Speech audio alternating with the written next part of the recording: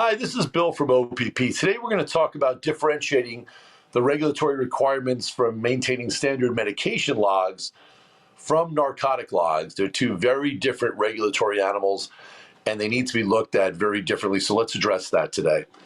Now, when it comes to standard medication documentation, there's a variety of different physical and online methodologies from which you can store and track your use of medications in an operating room setting that are not involving narcotics. Obviously, you want to store those in an area where you can protect them under lock and key and restrict access to those logs. But as a general rule of thumb, how you maintain them and where you store them, there's a lot of inherent flexibility in the way that you can design your policies and procedures to reflect that.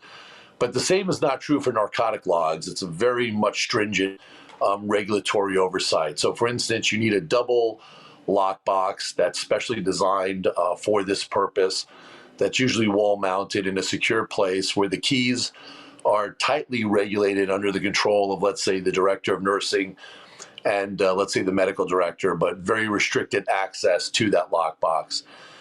When you actually do have access to that lockbox, it's really important to be able to match up what you were ordered off, let's say the DEA 222 forms, and then what you have in your narcotic log. So it's really important to actually have dual signatures where there's not just one person that's documenting in the narcotic log. It's good to have two different people of authority signing off from each other to track the use of the narcotics during that day and what is left over and stored or wasted have to be very properly documented, and again, matching up with your order history. Now, the kind of narcotic log that you keep is also very regulated.